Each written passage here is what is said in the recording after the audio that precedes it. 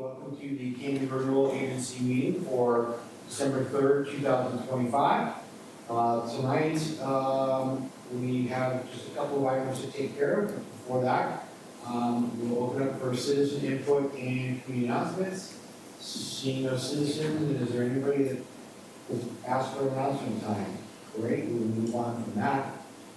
Next on the agenda is to consider the approval of the November 5th, 2025 Urban Renewal Agency meeting minutes. Motion, thank you. Motion been made by Councilor Warren, or sorry, Commissioner. Thank you, Commissioner Warren. Is there a second? Second. It has been moved and seconded to approve the consent agenda. All those in favor? Aye. Aye. Anyone opposed? All right, passes. 4-0. Microphones. Oh, my microphone. Louise. I just pulled a Jason Patton on the microphone. I apologize. I was going to say, it sounded kind of quiet there. So, sorry. So we just approved the consent agenda, 4 votes for and 0 against.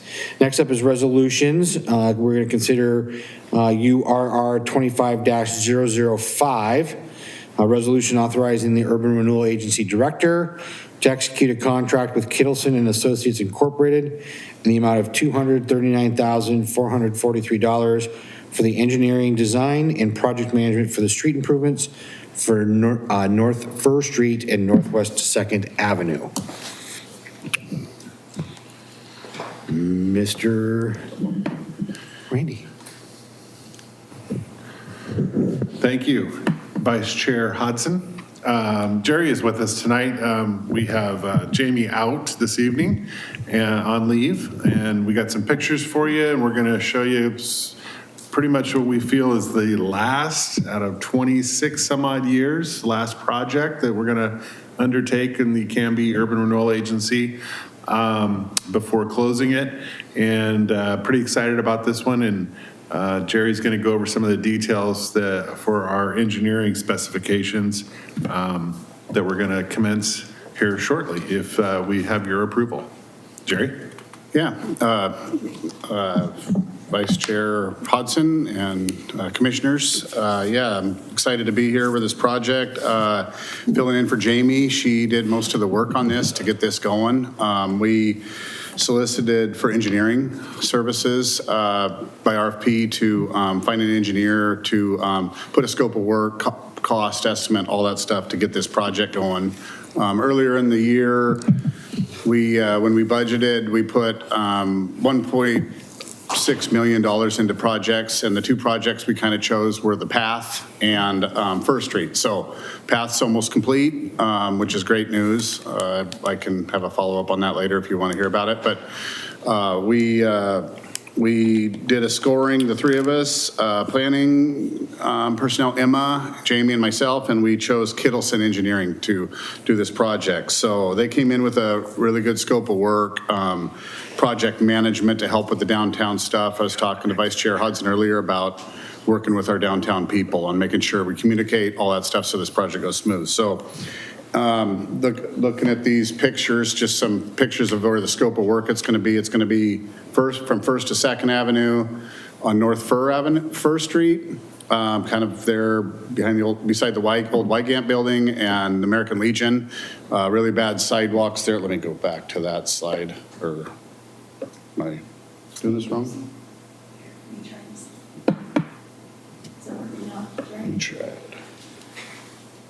Where do I point it?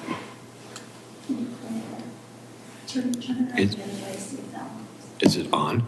It says it's on. Yeah, it should be Can you go back one, keep going. So that's the section between 1st and 2nd. You can see it's got sunken sidewalks, no street lighting, pretty dangerous curbs. We've had a lot of incidents. I know this went through traffic safety and there's a lot of complaints. Chair Hensley, this has been a kind of project that she, I think, was kind of spearheading, getting it going. So it'll be kind of interesting with some bump outs around the Wygant building because they got some loading zone stuff there, so we've kind of worked that out. And then if you can go to the next one, looking down, then this is looking towards Elm Street from North Fir. And so our goal is to kind of match that to the right in front of Countryside Living, diagonal parking all the way down, street lighting, and undergrounding the existing power lines. Adding some storm systems, street trees, talk to Matt with Canby Renewal, he's kind of on board with it. And so that's kind of the main project. And then if you can go to the overhead with the blue, so you'll see this is kind of the scope area of work that we're going to survey. And so we want to look, we're going to look at, have engineering look at it. You know where Elm Street coming up 99, they got the weird bump out with we have the candlesticks out there where it's not a misaligned intersection. Mm-hmm. If we have money, I want to bring it back as an option for you guys to look at, whether we pay for it, streets, urban renewal, to fix that intersection so it's a straight alignment, because we've had a lot of safety issues. But the main scope of work here is only on Fir and 2nd Avenue. And so the thing that just, if we approve this tonight, the plan is to get going, start in December on engineering, getting us clear through, design, everything, and then getting construction to start kind of summer through fall of 26. So that's kind of our time frame. If we get this approved tonight, I think we can meet that deadline. This is the engineer that we work with on South Ivy. We're very familiar with them. Excellent team. They're great to work with. And I think our downtown business owners will appreciate working with them. So that's kind of what I got. And if you have any questions, I'm glad to try to answer them. Yeah, thank you for answering the question.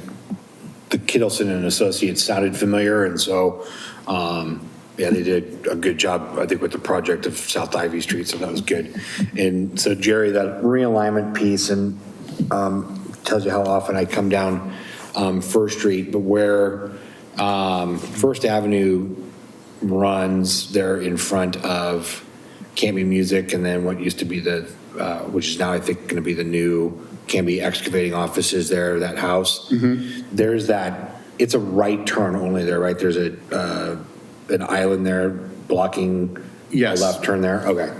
Because I was say if we didn't have that there, then we should totally have that in there. They're going to look at that too. And I don't want to, Jamie and I talked about this. Do we want to include that in there? And I don't want to confuse the project because I know we want to keep the urban renewal, but I did want to just look at it to see if they had any ideas, because it's been on traffic safety's issues. So if we do anything on that, I got some money budgeted for out of my streets line item just to look at that engineering. So while they're there, I was going to have them just take a look at it, see if they had any ideas for it. Okay. And if you guys have any input on that or have any questions, let me know during this design time. Yep. Commissioner Davis, did you have a question? Funding, this isn't going to be until 26 September. So when do we have to expend the funds in order to close this out? Darn good question. Well, the thing is I think when we get the new finance director and when Randy talks to this expert with the urban renewal, we'll make sure the funding's put in a place that that we can fund the project and you can close the district out, is my guess. I thought there was my understanding there was a time frame that the funds had to be expended and so I don't know how that works with payment to the project.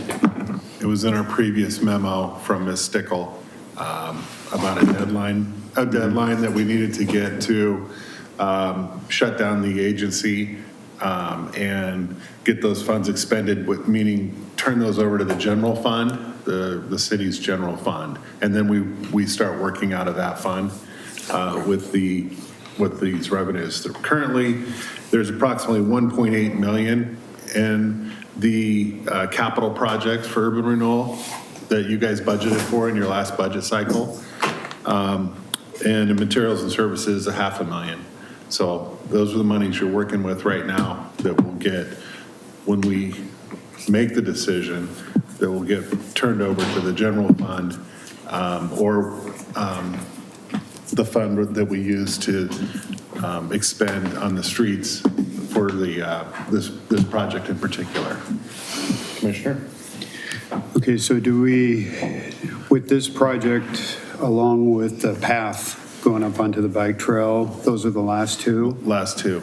And so, When we may extend, if we have enough budget, we may extend to do some other work, as Jerry was pointing out here on the other street there that's next to. right, yeah. And so with this project and with the extension, do we know how much would be expended between the two projects? I don't know that we have that. Do you have that estimate? So the path was a couple hundred, 200, we're gonna spend 200 on the path and then 1.6 on this. And so anything that went over, we were gonna fund it out of streets. So that we spent that one. So we're going to expend the total Yeah. amount out of urban renewal? Yep.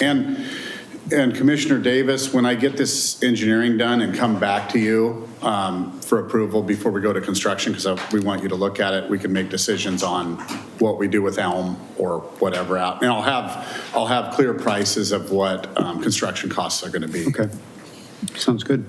Yeah. And I should say, technically, I don't know if we're going to park this money in general fund or street when we do make the mechanical, closure, but we'll work with you on that because you're the governing body that will be helping us with that. Okay. Councilor Waterman, did you have a question at all, or you're good? Okay. Councilor Patton? Sorry, Commissioner, thank you. Commissioner Patton? No, I am really glad to see this moving forward. These streets have needed to be updated for some time now, and I'm glad we're going to be able to get these checked off the list. No, yeah, Jerry and I were just talking before the meeting about our first project that we worked on together when I was on the council was First Avenue, when we redid that whole thing and all the twists and turns and we'll call it the adventures that we had. So it seems fitting that we're ending it on a street project. And so we were just talking how it's really going to be imperative that Kittelson and Associates work with the chamber and the economic development team here at the city, as well as the businesses, to make sure that we hear the needs of the businesses so that the impact to them is, there will be impact, but how do we minimize that impact to them? So that'll be really key around that stretch that we're working on. Adding to that, what even makes this more interesting is Tony Roos, who's going to be the engineer on this, worked for Cardno and did First Avenue. Really? So he knows, he's already understands the sensitivity of he worked a lot with the business owners down there. So okay.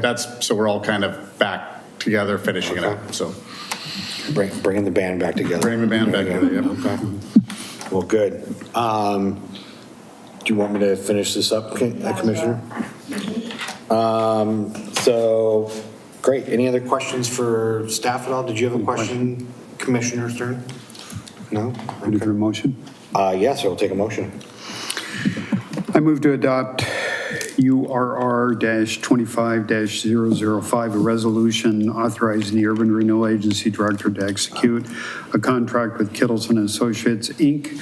in the amount of $239,443 for the engineering, design, and project management for street improvements for North First Street and Northwest Second Avenue. Second. Motion has been made by Commissioner Davis and seconded by Commissioner Patton to approve resolution URR 25-005, a resolution authorizing the Urban Renewal Agency Director to execute a contract with Kittelson and Associates Incorporated in the amount of $239,443 for the engineering, design, and project management for street improvements for North First Street and Northwest Second Avenue. Any further discussion? All those in favor? Aye. Aye. Anyone opposed? That carries 6-0. Thank you. Thanks, Thanks, Jerry. Jerry. Appreciate it. That concludes anything on the official agenda. Mr. Director, any other? No, we have a few more minutes. I didn't know if there's any general questions or any urban renewal business the commission would like to address. Just a question, where are we at with the path, Jerry? Thanks for reminding me. So the path went really well. We had some problems, thought we were gonna have some change orders because of I think I talked about that electrical casing that was in there. The engineering team worked great with us. We worked it out with the contractor K&L and no change orders. We got it paved, backfilled, and now next week they're starting the chain link fence. And then we just pulled an electrical permit to get the electrical wire pulled in and street lighting in. So the fencing and everything will be done next week, and then we'll just wait on getting the lighting wired. So it went really well. If you get a chance, go check it out. It turned out great. So it's a good project. I'm really excited about it. Is it open to walk now, or is it still?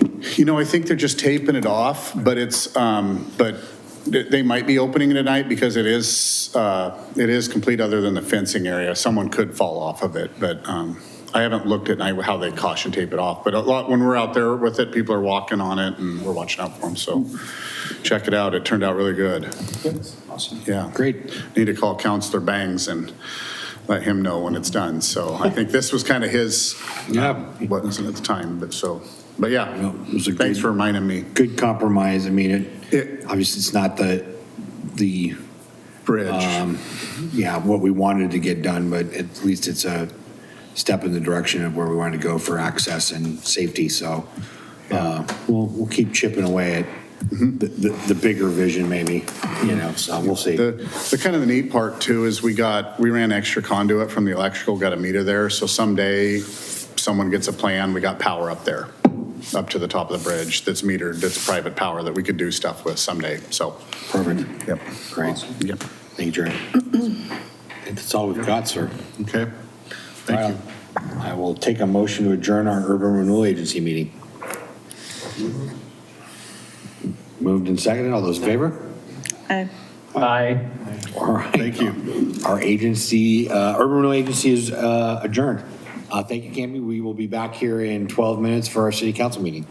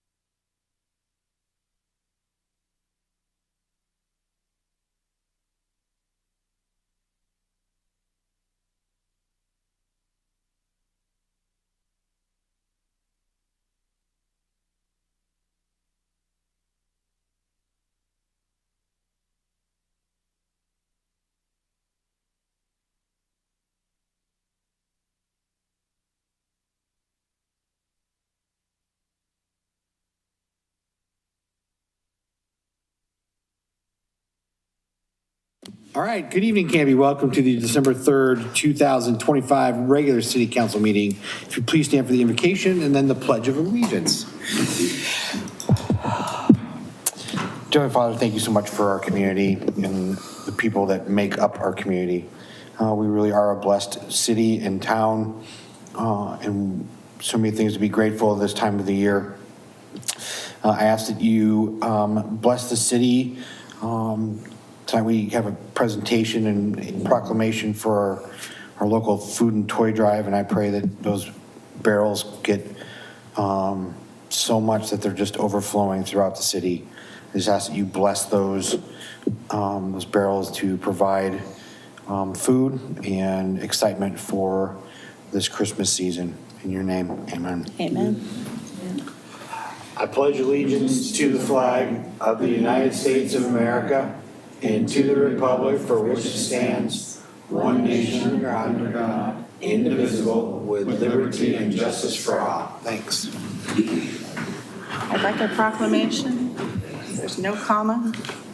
All right, next on the agenda, so you'll see some changes on our agendas here going forward. So last meeting, the council has updated its policies and guidelines as a council, and so a couple of those changes are we've added doing a roll call just to make sure that everyone's here and accounted for, and if we're missing anybody, that we've made sure that that's been captured, and if it's been, I guess, excused or not excused. We've also changed up citizen input and community announcement, so trying to keep the time to about 30 minutes for those kinds of things. If we need to run over, then that would be a conversation, a discussion that the council would have at that time, or we would move it. Any further comments could be moved to the next citizen input at the end of the agenda. The other big change that kind of affects the meeting is stopping or finishing the meeting by 9 o'clock. So we're working on trying to make sure that the agendas are maybe not as packed, and so trying to do better quality, less quality over content. But again, at 9 o'clock, we'll, as a council, assess where we're at in the agenda and determine, great, we've got maybe 15 more minutes of items to finish up, then we'll finish. Or if we think that there's something that needs to be carried over, we will then carry it over to the next meeting. So that's just some of the changes that occurred, I think, that really are impacting, I think, meeting time and whatnot. Council President Hensley, did I leave any pieces out that were I think those related? are the most pertinent ones. Okay. I think we're good. All right. We're trying to limit pontification. So teach us to be brief, be bright, and be done. So roll call. Councillor Patton? Here. Councillor Maldonado? He's been excused. Council President Hensley? Present. Councillor Davis? Here. Oh, Mayor Hodson? I'm here. Councillor Stearns? Here. And Councillor Waterman? Here. Okay. All right, thank you very much. The next item is citizen input and community announcements. It's an opportunity to address the council on non-agenda items. If you are wishing to address the council, please fill out a yellow card on the back counter or podium there next to Chief Tro, and then bring it to our city recorder, and we will give you your time to address the council. If you're not going to be able to make it in person and want to Zoom in, then please reach out to City Hall by 4:30 on the day of the city council meetings to do so. I have no yellow cards, and is there anyone online? So, okay. Then we will move into item 4, which is the Canby Community Food and Toy Drive. Whereas the Canby Community Food and Toy Drive originated for the purpose of providing food and toys for less fortunate families in our community. Whereas by way of this proclamation, the City of Canby recognizes that greater public awareness and involvement is needed in order for such programs to achieve their highest potential in providing and promoting joy to each household in this community.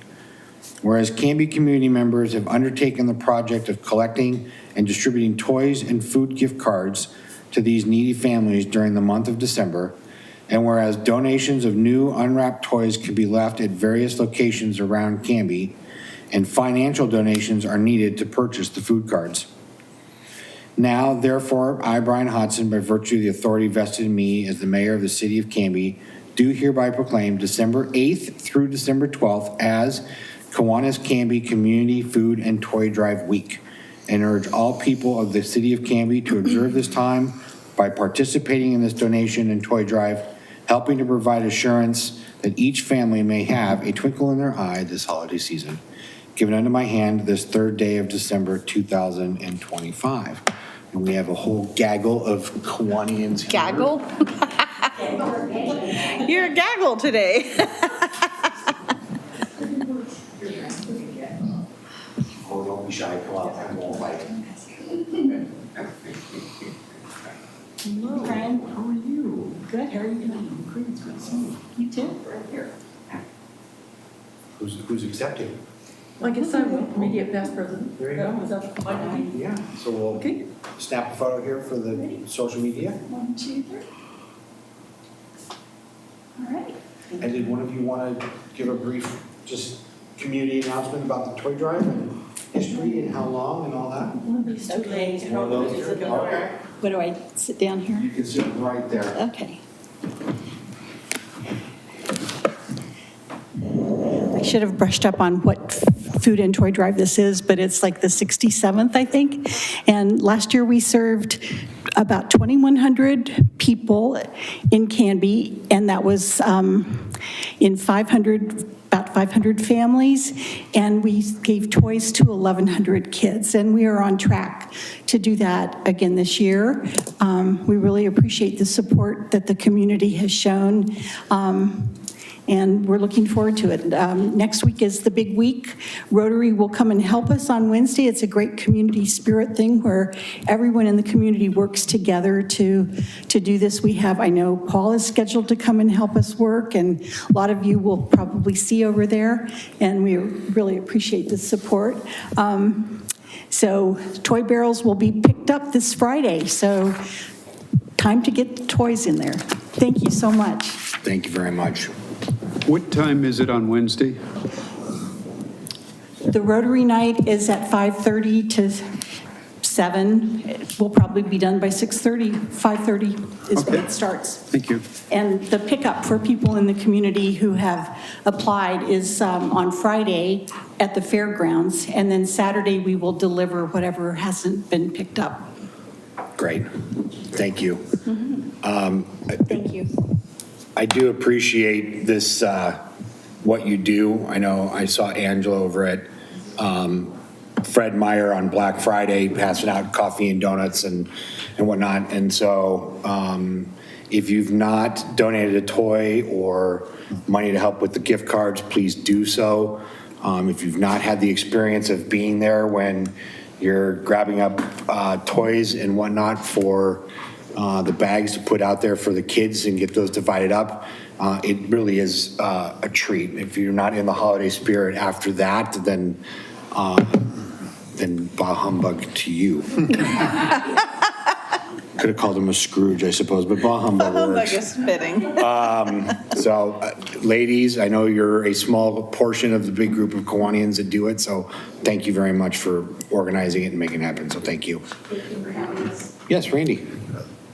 Mayor Hudson, we have a employee recognition lunch at Cuts Force next week on Thursday. You all, of course, are invited and going to be there.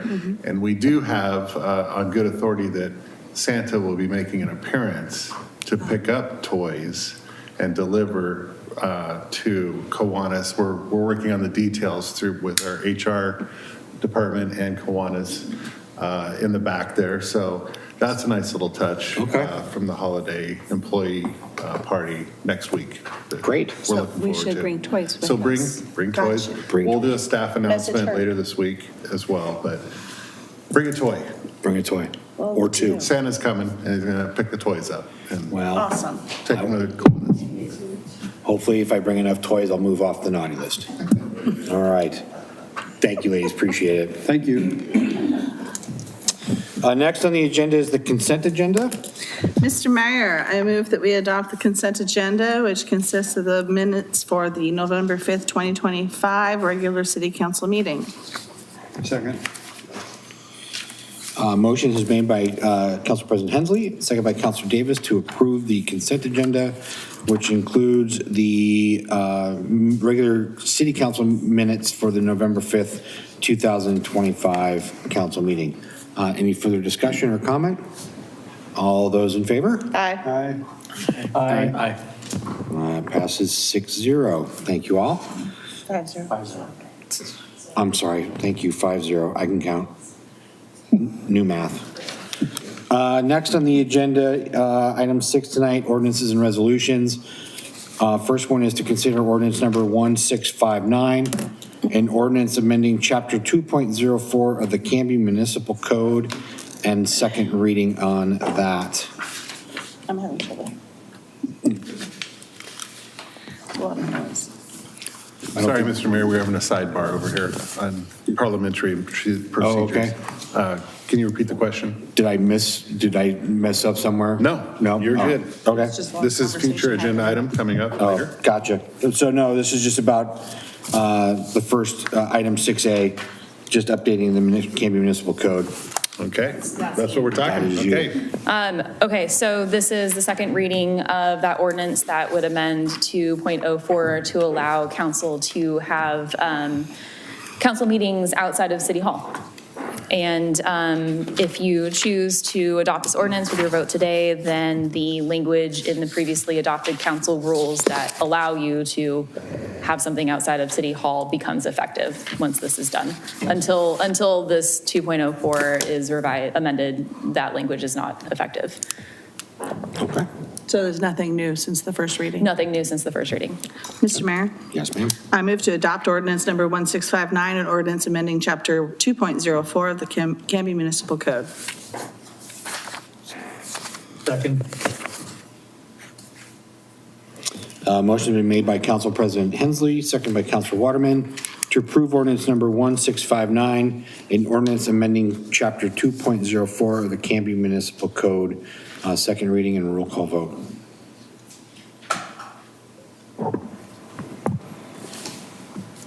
Councilor Patton? Aye. Council President Hensley? Aye. Councilor Stearns? Aye. Councilor Davis? Aye. Councilor Waterman? Aye. All right, motion passes 5-0. Next on the agenda, 6B is resolution 1450A, 1450B, and 1450C. I am intrigued at how you are going to explain this one. Yeah. Can I just say, I think this whole thing is silly, but Oh, yeah, fact. it's all ridiculous. I would not disagree with that statement. And it's about to get a little bit sillier. So let me just talk you through why these resolutions are in front of you, and then let me talk to you about options for adopting tonight or doing it a different night. So you all are public officials. As elected officials of the city, appointed officials of the city are also public officials. Employees are also public officials. So Oregon government ethics rules apply to public officials. And one of those rules says that you cannot use your position as a public official to gain a financial benefit or avoid a financial detriment that would not otherwise be available to you but for your position as a public official. And the intent is to stop folks from using their positions to get something that they wouldn't otherwise get. There are exceptions to that rule. One of those exceptions is if you, as a public official, are receiving compensation as officially designated as such by the city, then you receiving that compensation isn't an ethics violation, right? So employees receiving a paycheck for the city because they are employees of the city is not a violation of that ethics rule. Earlier this year, there was an advisory opinion from OGEC, the Oregon Government Ethics Commission, which is the state agency that administers, implements, enforces government rules, that said that if public officials receive food and beverage that is not also offered to members of the public, then that receipt of food and beverage is a violation of the ethics laws. So for example, if the city throws a birthday party for a public employee, for one of the employees, and gives everyone a cupcake, under OGEC's opinion, receipt of that cupcake would be a violation of the rule, because the cupcakes were not also offered to the public on the same terms. So you guys have water back there. That's not a violation of the rule, because my understanding is that water is open to members of the public to also avail themselves of. But if you were to cater the council meeting, so bring in dinner just for the councilors, that would be a violation. So what this policy is trying to do is to take advantage of, or to bring food and beverage within the ambit of that exception that says that it's not a violation of the rule if you're receiving this financial benefit because it is part of your official compensation package. So what this policy says is that it is part of elected and appointed officials' official compensation package to receive incidental food and beverage, so that you can get a cupcake. City employees, that's done separately through an administrative policy that Randy is implementing, but employees can, get a cupcake when it's their birthday party. You can have that holiday lunch next week. So this policy doesn't change anything about what the city's doing. It doesn't mean all of a sudden the city is going to be bringing in steak and lobster every day for everyone. It's really to make sure that we bring everything within compliance of OGEC's interpretation of the law so that you can continue doing what you're doing. Does that make sense? Yes-ish. It makes sense what you're saying, but their policy is silly. And I'll have Has words with anybody my friend. ever been sanctioned for eating the muffin? Not to my knowledge. cupcake. Not to my A cupcake. knowledge.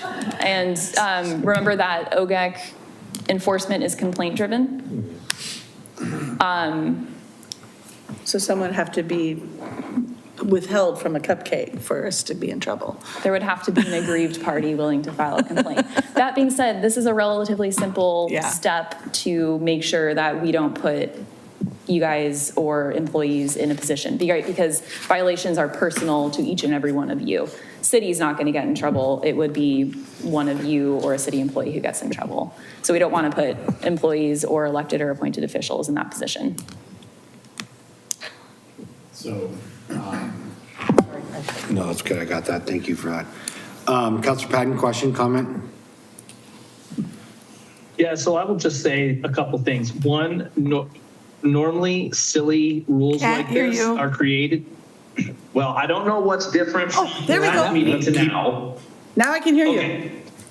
Okay, so most silly rules are created because somebody abused some privilege that they had. True. And so therefore the silly rule is created. So whoever that person is, shame on you for making us go through all of this ridiculousness. Agreed. Second of all, I just want to make sure that I have this clarified. So the way I understand it in reading through the paperwork for this is that because Council President Hensley and I are mentioned in Resolution 1450A, myself and her should say we are abstaining from voting in this resolution, because we have a conflict of interest of that resolution, but then we can participate in B and C, and those people listed in B and C would essentially do the same thing. Is that correct? That is correct. So that's part B of my little spiel here.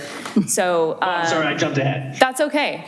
But I think Councilor Davis had a quick question. Okay, so then I'll quickly enter into part B now, which is the mechanics of adopting this policy.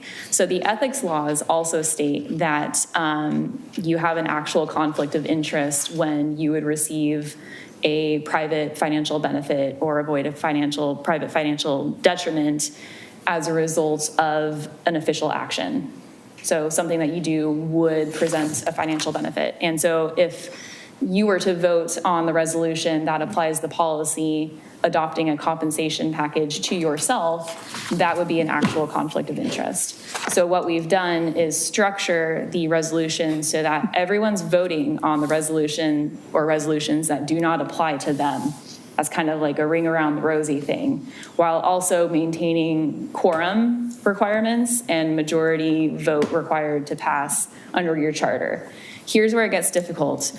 I wrote these 3 ordinances assuming full attendance at the council meeting. That was what Council President Hensley just asked me with Councilor Maldonado not here. We have a quorum issue on one of the pieces. We do. So our options are to kick this to a future meeting, or I have made a graph in the margins of my notes where we could turn this into 5 resolutions right now. Good Lord. So that, you know, we have at least 4 people voting on each resolution that does not apply the policy to their own position. Okay, so given that there is a holiday party next week, we kind of have to go with this vote tonight. Or we just don't Or have we cookies don't and- attend. Or we can attend, but we just cannot have At our a own muffin. risk. We meet next week, the 10th. We meet. But that's a work session. We could put this as a special item, but Could, I don't just. is Maldonado not available? Did he didn't reach out to me. He's. Can I ask a question that's been sort of bugging me about? Is it about this? Yeah, about this whole thing. All right, So, we need to be done by 9. yeah. Well, so we have certain things that are part of our meetings that don't, I mean, and I'm going this from legal perspective, from what I'm used to, that's ordinary and necessary part of a meeting or an event. There's certain things like a chair that we're sitting in, with certain things like the air conditioning, other things that are, you could say are a benefit to us, but are part of the meeting. And so you don't really there's no question on whether or not we're getting some sort of gratuitous benefit. There's a question of whether you're receiving something for nothing or something that's part of the event. That's a $500 chair you're sitting in. That's what I'm saying. And so the idea is we can't vote on anything that affects us personally, but all these things that we do can be argued to be have some tangential, personal. So what if we decide we wanted to raise our fees from 100 to 125 a month? We can't vote on that? So you mean your, I'm just talking about we can't vote on anything that affects us? That's what the kind of silly thing so about in it. that situation, you could vote to apply it to future counselors? Future And which you would only have a potential conflict of interest, right? You could have a conflict with this if you were one of those future counselors. Or you can do the break it up so that no one votes on something that applies to themselves, which is the tack we're taking here. Okay. And well- this would apply to future counselors in perpetuity. Just this, what we're doing now would just, Because we could take a Make vote it now to so, apply it to precisely. future councils, but, It doesn't cure the potential violations Yeah. that you all would experience right now. yeah, I'm not super worried, but I guess if it could be. Councilor Patton, you had a question?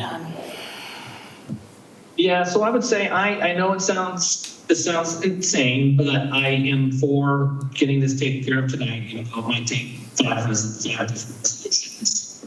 The question I had in reading through this was, and I think I know the answer, but I just want to be sure. We are doing these specifically for us as individual counselors.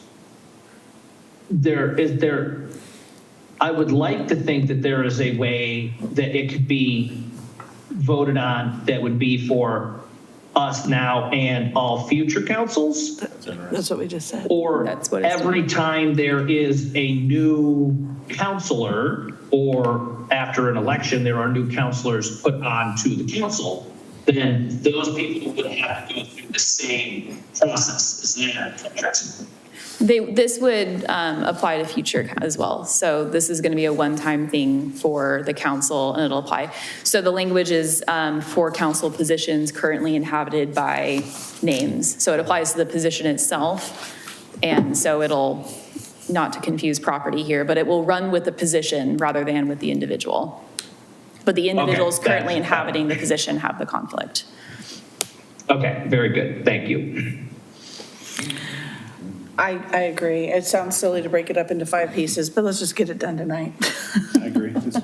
However, I sort of think, from my understanding of that, breaking up into 5 pieces, somebody actually had a real complaint, they could make the accusation that it was colluded upon and, to work around the rules. But since it's such a small issue, I'll go ahead. This doesn't break the black letter of the law. And we're doing this in the daylight, so it's not like this is being done behind the scenes. It's Right. during the meeting. Yeah. So, So what is your five diagram yeah, layout? we need the new language now. May I have 2 minutes to, would it be possible to, I don't know, what else is on the agenda? Move to something else briefly, and then circle back to this one once I put together something coherent? We can go on to other business, which is Chief Tro, and Okay. then circle back and we will pick up item 6B momentarily. Thank you. Sounds good. I'll jump in. Chief Tro, good evening. Good evening, How are Mayor you? and Council. How are you guys? Great. Hope you had a great Thanksgiving. You too. I sure did, and visiting family down in Los Angeles, and it was sunny and beautiful. So say you look a little tan for, tan? yeah, like a little color. I wore a hat a lot, You so. know, So I just wanted to announce something that I'm excited about is we have now an online reporting option on our website for reporting crimes and code enforcement complaints. I have Teresa bring it up, as you can see it on our website. So it's also on the city website, but I'm just gonna walk you through it real quick. It's pretty simple. So on our main page, you'll see where it says the online reporting now available. Click the link below. So if you click on the link, Teresa, comes up, and then so it's an information page, and it kind of goes down. And so we do this for anonymous tips, thefts, criminal mischiefs, code violations, miscellaneous complaints, compliments and complaints, and general questions. So they go online and they can do these things. One of the things we do not want them to do is to use this in a crime in progress or an emergency or 911. So we have a couple questions there for them that they go over before going to the online reporting. Is this a crime in progress? Is this an emergency? Was this a hit and run? Did this incident occur outside the Canby city limits?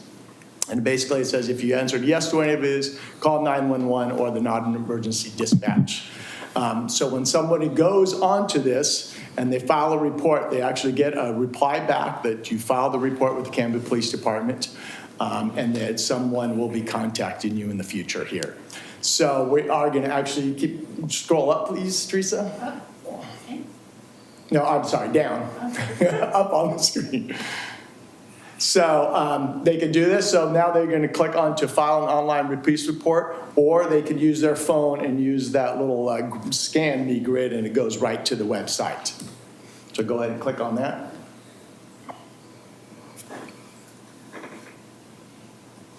So this is what they see. So when they're going to file an online report. What's pretty cool about this also, it offers different languages you could do it in. So if you speak the Spanish one, it translates it into Spanish for the questions and what it is, and then they could type it in Spanish and it actually translated back to English for our officers to see.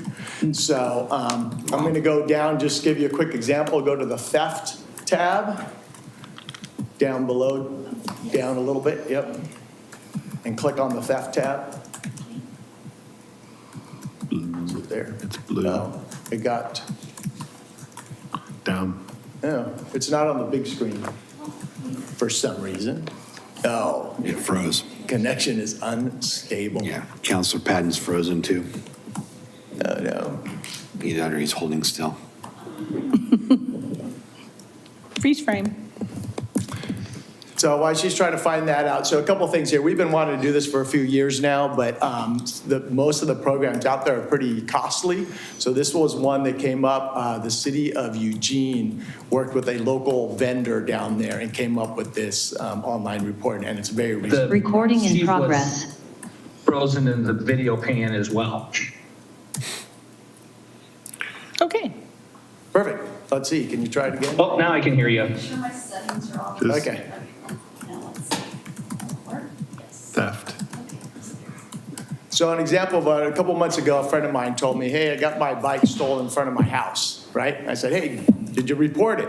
He said, no, I don't want to bother you, right? So it's like, no, please bother us. That's what we're there for, right? So people could still call it in, right? They're going to get an officer, in person or on the phone to report it. But this is a way that they feel like maybe they're not bothering us, but they could report the crime. Because we still want to know about the crime, right? Because one, if we recover the bike or we have some, a couple others that are related, we like to know. So it makes it very easy for our citizens to go online and do this. And again, it's for, right, non-emergency, right, and nothing in progress crimes. So we get there. Okay, theft. So I'm going to go theft of a bicycle. So click theft of a bicycle. So it gives you a couple different options for theft.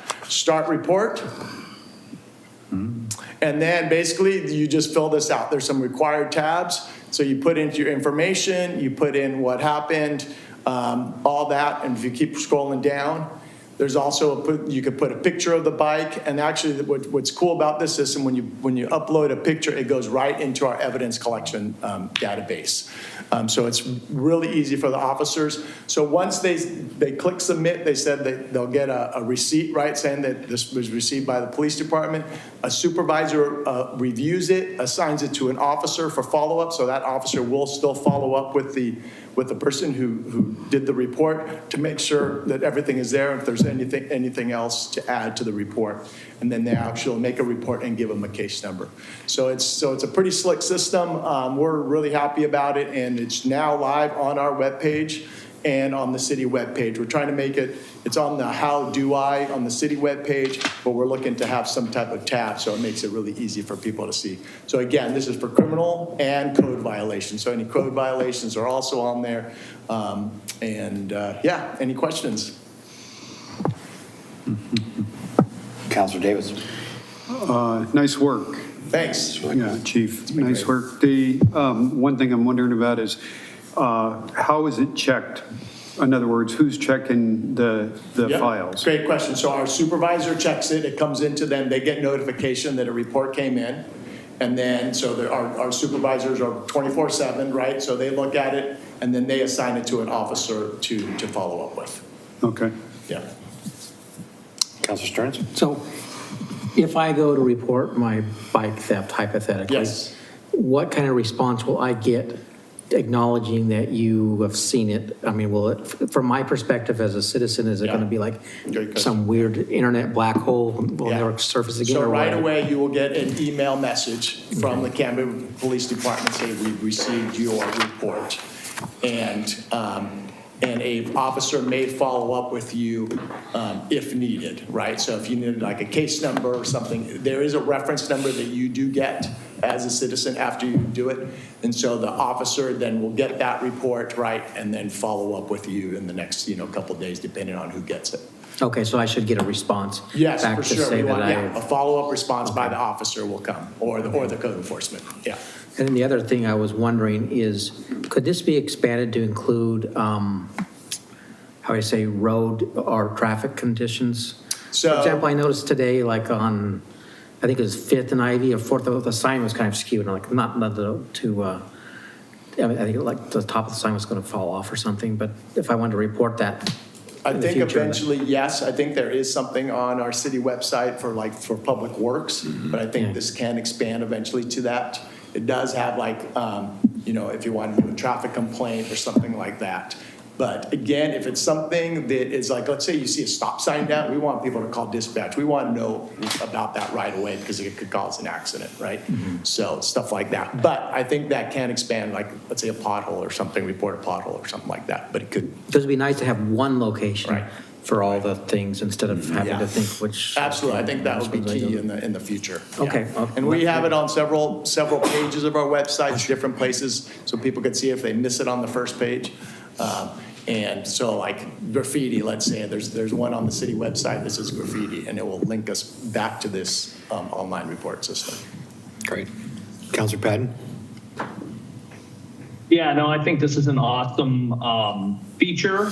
And, I will make it a point to start to push this out there to the folks that I chat to in the community. I just wanted to check, this might sound silly, but the QR code that is in there, did you work with IT to ensure that that's a permanent QR code, or cause like a lot of QR code writers, they are temporary for a certain period of time and then they don't work anymore. With this one, I just want to make sure that it's an actual permanent QR code.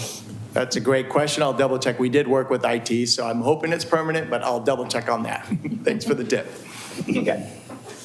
Yes, Councilor Waterman. Good job. I think this is great, having a single place for citizens to go. I think it would be good to have this on the staff reports so we could track how much is actually being used. Yeah, that's a great idea on how many we actually get online. Yeah. Yeah, no, that's great. And we'll break it down for crimes and code, so that way so you can see both. Good idea.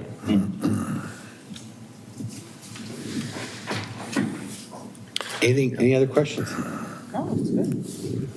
All right. Okay, we'll start pushing this out. We're going to put it on our Facebook page and we'll announce it to officers again. And we're working on the city Yep, front it already page. actually is on the city one where it says, how do I? It goes down, and when you click on that, it says reports, and it says report a crime or code violation. So it is on there, but we're looking to make the banner announcement on our city web page. We're working on that, and then another type of button that's really easy to see.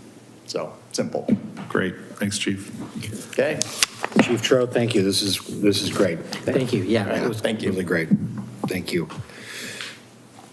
Is that enough time for you? It was. Ms.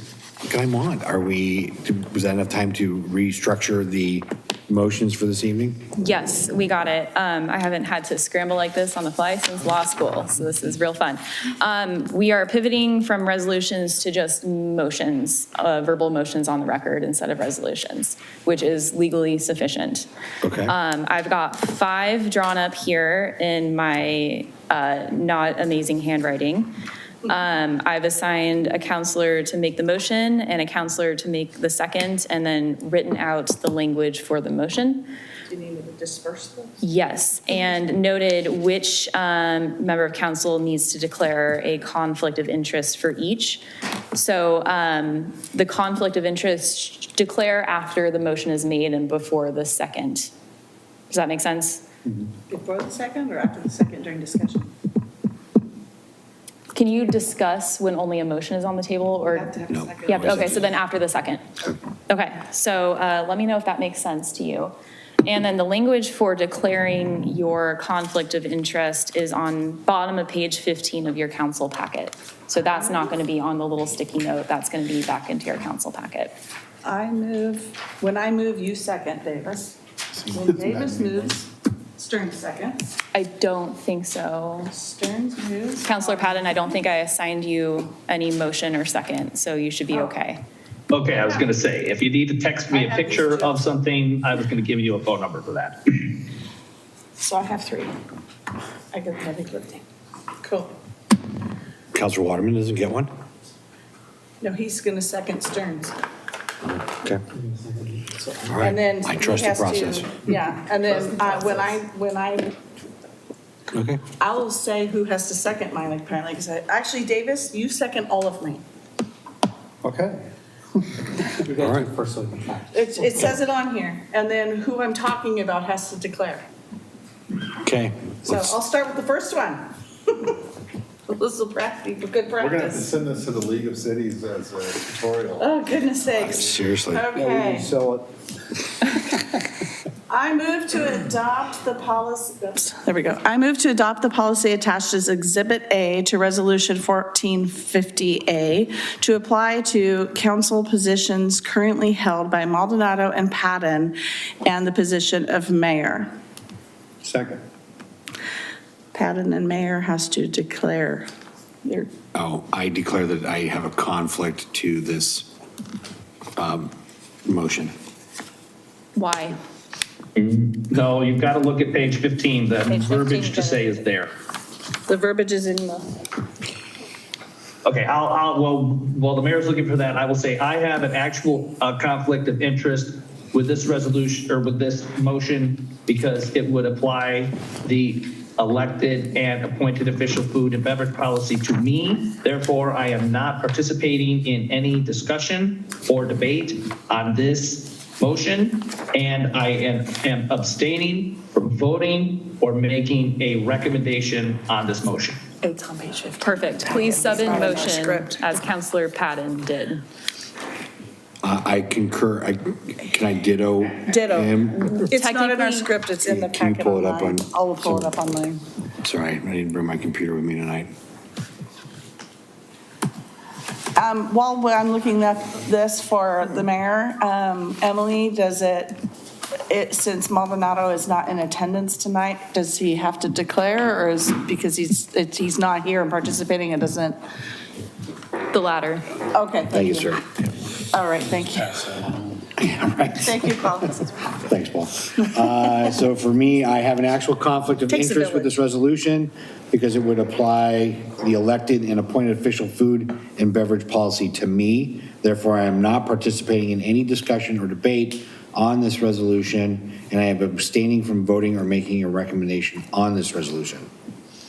And by resolution, you meant motion. Sorry, Imagine. That's I did mean motion. perfect. We're good. Sorry, I misread. Oh, all those in favor? Aye. Aye. Anyone opposed? That's bored. Okay, And abstentions, record them. and abstention, and my abstention, I am and, abstaining. Okay, And I can give you. okay. got it. Motion carries. Number 2. Okay, I move to adopt the policy attached or Exhibit A to Resolution 1450A to apply to the council positions currently held by Council President Hensley. Sorry, passing. Someone has to And who's the second second on the list? that. I think Stern seconds you. Oh, I'll second that. Mr. Mayor, I have an actual conflict of interest with this resolution because it would apply to the elected and appointed official food and beverage policy to me. Therefore, I'm not participating in any discussion or debate on this resolution motion, and I'm abstaining from voting or making recommendations on such. Duly noted. All those in favor? All those in favor? Aye. Aye. Anyone opposed? Abstention? I abstain. Motion carries. That's 2. 2 down. Okay, go Daniel. Okay, so what am I reading for this? No, you're reading what's on the Post-it note, Okay, Translate and get to you. and your mic is on. okay, Should I I guess. collect the Post-it I notes for the move record? to, so what's to apply? Read the quote under, I moved to apply to the council position, wait, but there's like a dot in there. Oh, yeah, sorry. I became lazy and shorthanded the rest of it, so, yeah. See, that's all I had. yeah, she It shorthanded made the no, rest. made no sense. Okay, You guys set up. sorry. I move to adopt the policy attached as Exhibit A to the resolution 1450A to apply to the council positions currently held by Councilor Davis. And I'll second. Pensley got the second on that one. And you're going to So now you declare. have to declare. I know, but disappeared. Here. This is like a three-ring circus today. There you go. I hope everyone Thank you. popcorn at home. This is the quote. 1, 2, we have to put these. I have a back conflict of interest with this resolution because, Motion. It's a motion. I'm making a motion. That's, huh? no, it's the motion to, yeah. I made the motion. He made the motion. To be fair, she did write resolution in the verbiage.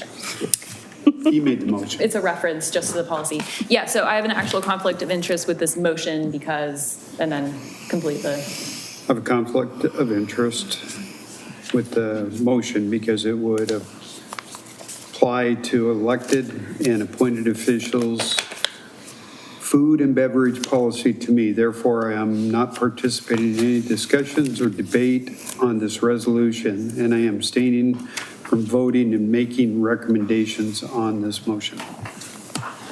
Okay. Great. All those in favor? Aye. Aye. Anyone opposed?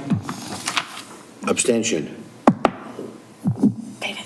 You say yes, You abstain. abstain. I abstain. Okay, Okay. all right. I hope Teresa's writing all down the motions and seconds, and I'm giving you these stickies back, so you have it. Okay, next I'm up again. Okay. I move to adopt the policy attached as Exhibit A to Resolution 1450A to apply to the council positions currently held by Counselor Waterman. Second. I have a actual conflict of interest with this motion because it would apply the elected and appointed official food and beverage policy to me. Therefore, I am not participating in any discussion or debate on this motion, and I'm abstaining from voting or making a recommendation on this motion. Great. All those in favor? Aye. Aye. Anyone opposed? Aye. Any abstentions? I abstain. Great. Motion carries. Passes, however, she's writing it all down. Okay. And finally, I move to adopt the policy attached as Exhibit A to Resolution 1450A to apply to the council positions currently held by Counselor Stearns. Second. I have an actual conflict of interest with this resolution because it would apply the elected and appointed official food and beverage policy to me. Therefore, I am not participating in any discussion or debate on this resolution, on this motion. And I am abstaining from voting or making a recommendation on this motion. Great. Way to get excited about it. All those in favor? Aye. Aye. Anyone opposed? Any abstentions? I abstain. Motion carries. Okay, we did it. That was wonderful work. I apologize for the homegrown effort there, but we got it done. We got it done. Thank you very much for your cooperation on that. Thank you. All right, thanks, Emily. Wow. Wow. Mr. Mayor, Yes, Counselor Patton. considering it is 7:48 and we still have a few more things on the agenda to go, I will follow our new policies sort of procedure and recommend that we extend the meeting until 9:30 in an effort to get this work done if my fellow counselors are willing to do the same. Can we have that discussion in 45 minutes to see if we need to? I thought the cutoff was 9 o'clock. Yes, but I think the goal is to have that conversation in advance of 9 o'clock, so that way, How? I was under the impression that we had that conversation before the 0 hour. If I misunderstood that, then I apologize. Is he on a different time zone? Oh, there he is. You're in a different time. What- No, I am, what but time it's zone are you in? 7:30 there. It's 7:49, correct? It is. And I get what you're, and I know exactly what you're proposing, Counselor Patton, and I appreciate the forethought in that. So in light of maybe when we get through Counselor comments and liaison reports, we can revisit that motion. Okay. Great. Was it a motion? There wasn't, sorry, it was just a Okay. discussion piece. Okay, but because if we'll there's a motion, revisit we it. have to do something with it. So. I did not make a motion, no. Sorry, my parliamentarian hat was on. All right, so we have taken care of 6A and B, but B was arduous, but thank you, Emily, for taking care of that. Item 7A, the online reporting piece has been taken care of. Thank you, Chief Tro. Moving into mayor's business, I do not have a whole lot. The Clackamas County Coordinating Committee meeting for tomorrow evening. The only thing on the agenda is just kind of a meet and greet for the committee for social gathering. And then the only other tidbit I would say is fill the toy barrels around town and then come out to light the night on Friday at 6 o'clock. Based on the weather, bring your galoshes and an umbrella and maybe even your Gore-Tex. So that's all that I have for this evening. We'll go with Counselor Patton. for mayor, or council comments, liaison report. Yeah, so just a couple of things. One, I attended the Heritage and Landmarks Commission, finally. I was in town for that, and excellent meeting. That group is doing a lot of great work. They went over what goals they had accomplished for this past 12 months, which was quite a few, and they were looking forward towards kind of prioritizing their goals for the next calendar year. And there are a couple of openings on that board that need filling, so I strongly recommend folks to apply to that. They are actually looking for somebody who has some background in architecture. There's actually some, apparently it's highly recommended by the higher powers that be within all of this, that there actually be an architect as a member of the Heritage and Landmarks Commissions within these sort of things. So they are actively looking at a way to try and get an architect on there as a member. And then something that I will just want to bring up, and I was appointed to council, finishing my first year as an elected council member, very short wait. And I was, 2 years before that, when I was appointed, one of the things that was brought up and sent back was the dog. There has not been a lot of information. Jason? We can't hear you. Can you hear me now? There we go. If you hold your hand up to your ears like that. You touch your ears, you come in. Now we can hear you. You come in loud and clear. Okay, so can you hear me now? We lost you. Can you hear me now? Yeah. Okay, so I don't think this is necessary, but whatever. The dog park, I would like to know if we are still, the plan is still to move forward with that up there at the intersection of Walnut Street and whatever street that is near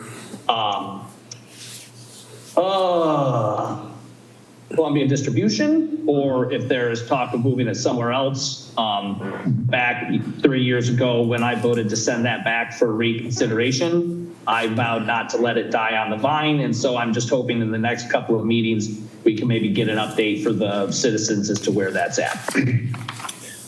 You're going to get that right now. Councilor Davis, you have a comment? Perfect. Jason, I know that all indications are, at least through Park and Rec and stuff, that that's still being scheduled up on the Walnut Street extension. Kitty corner on that piece of property that is owned by the city. Okay, great. Thank you. And that is all I have. Great. Thank you, sir. Council President Hensley.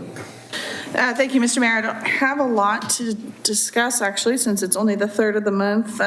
Traffic Safety Commission meets next week, I'm sorry. Suicide prevention is also later in the month. As you mentioned, C4 is a social.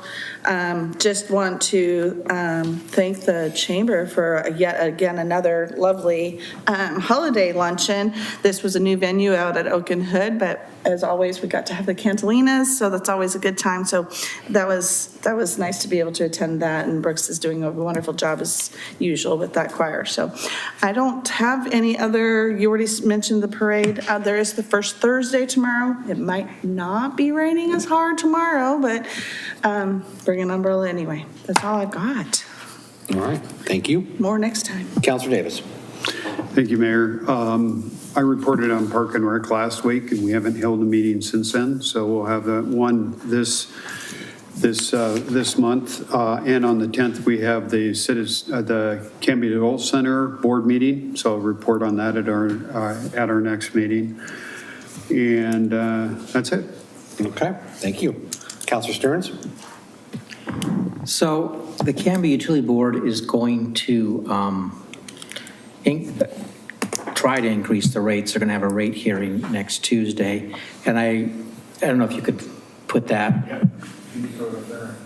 put it up there so people can see that the public hearing notice. I just wanted to flash it on the screen so that those who want to rewind it or something can see when the hearing's going to be, and also the increase that is coming up. I think it says on there later on the notice that there's what the average increase is going to be for people. It's about, I think, a 3 or 4% increase for most residentials and a little bit higher for some other businesses. If you are opposed to such thing, it'd be good to get your voice heard next Tuesday, because I think that's when they're going to make the final decision on that. So that's that one.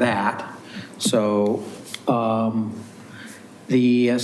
thing I thought that I would just ask out in council meeting, and maybe Emily could respond offline or something, but I noticed a lot of cities are declaring states of emergency. Salem, I think, did it.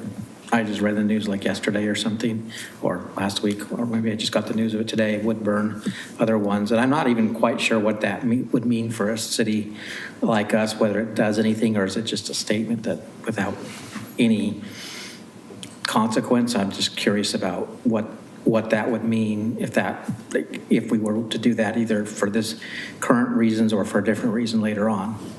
I'm just kind of curious if there's any meaning behind it, or if it's just symbolic. So that, and then I think those are two things I just want to talk about. So generally, when there's a state of an emergency called, it is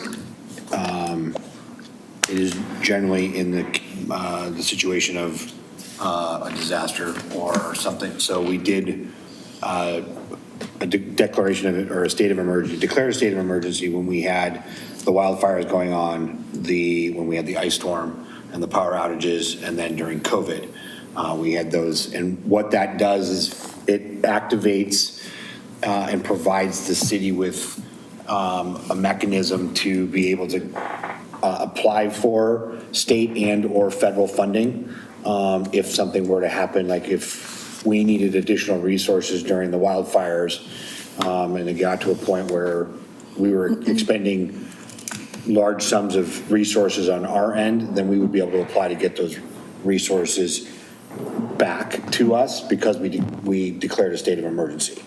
In the case of, which I think, and I'm not totally sure. Well, I think a lot of it's over the immigration enforcement that's happening.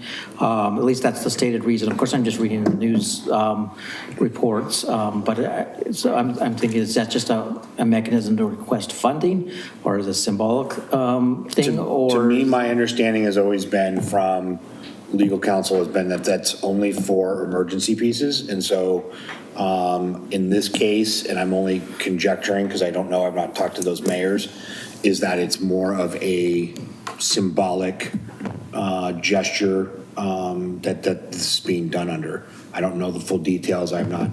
It appears that's the case, but like I said, I'm wondering if, our city attorney works for a lot of different cities, and maybe they have an idea of what, if it is a funding request, or is it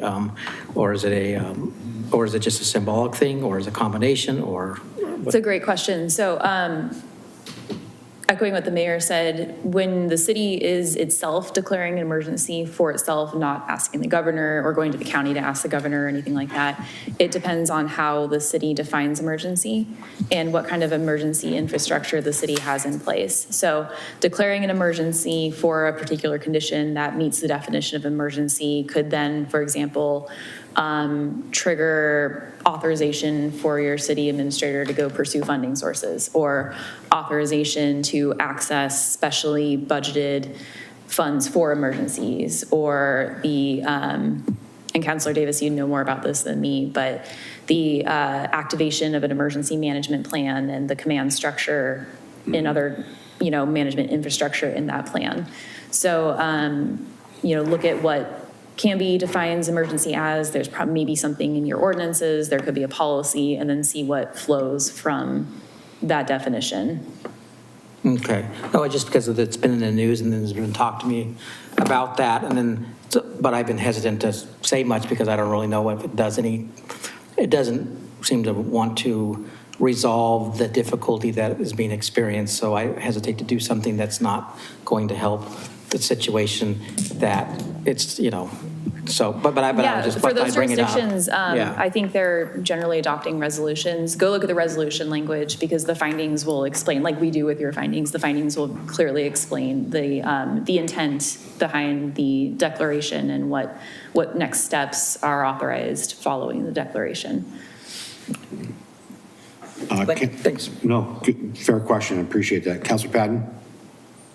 So just with a quick bit of research on this, it would appear that these declarations, for instance, the one that Salem approved, also encompassed resolutions that allowed for city employees to help citizens with grants and such for families that have been impacted by their loved ones being detained by ICE, as well as other things in here. So it sounds like those emergency declarations also included other things that were specific to ways to help the citizens that were impacted get additional resources.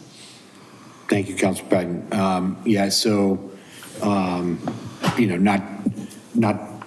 Canby's not immune to the pieces of what's going on with this. We have had ICE enforcement here in Canby.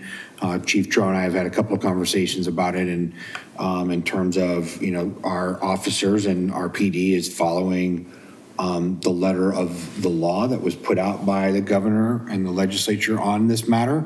And so that piece, I can tell you, that's, so our involvement is none, because that's what's been directed from the governor's office. And so we are following that to the T. And so that's what I can tell you about here in Canby. Beyond that, I don't know if there's been much more than that. So. So I will just also throw out that it is now 9:02 and that technically we are adjourned. 8:01. Eight. It's 8:01. Where are you? It's not 9 here yet. Oh my gosh, that's right. I'm sorry. Oh my gosh, never mind. Pretend I didn't say anything. We've got another hour, dude. I've wondered why I've he was got two talking about different attendance. clocks going. I'm all confused. I'm sorry. So there's, just as a sidebar here before Councilor Waterman, I'll give you an opportunity. So I've become really good friends with the mayor of Molalla, Mayor Scott Kaiser.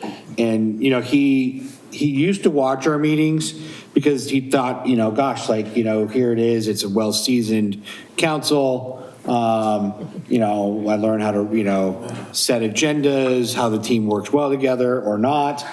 Now I think he did. I think he did say he now watches it for its comedic value on nights like tonight. So if he's watching, I'm sure he's gotten his money's worth and in activity with extra motions and time change, time zone adjournments. So.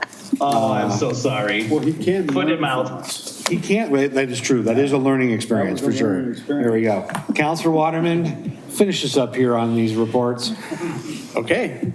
So I'm just going to follow up with you real quick. City of Woodburn, so there's, they authorize up to $30,000 for businesses and families being impacted for access to food, housing, and mental health services. So those are some of the things that some of the other cities in Woodburn, could do. And since we're on this topic, I was going to I need to have my say in this as well. And I just want to state that, I want to clarify that I am not arguing or questioning the laws of our country. However, I am questioning the methodology and conduct of how the laws are, the discretion of how they are being enforced. I believe strongly in our country's laws and that they can be enforced more respectfully, more transparently, and more professionally.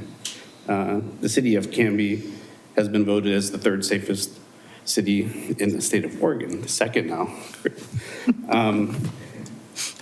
I do not think that the tactics of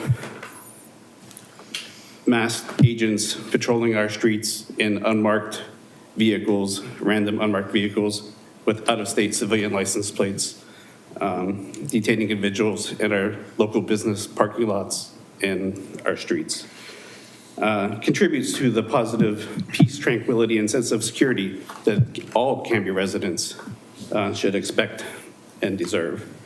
So I know there's not much that we can do legally, but I think it is also my place as a representative of the city to express those concerns in public. And I think this can erode, as has been brought up, public trust, creates confusion, and can instill fear rather than promoting safety and community. So I felt I needed to get that off my heart. And beyond that, we have no other meetings since last one, so I have no other updates on park and rec, or park and rec, bike safe, the bikes and pedestrians and library. That's, yeah, on the 9th is the next bicycle one. I think you're gonna be there. So, thank you. Thank you, Councilor Waterman, appreciate that. And I will second Councilor Waterman's statements. For the record, I'll just third that. As somebody who's been involved professionally and personally in immigration for the last 25 years, the only disagreement is I don't think the current laws are good. So having watched them, and it's not something that just happened, the law yesterday for this presidency, but it's been for the last 25, 30 years. That's my opinion. Okay.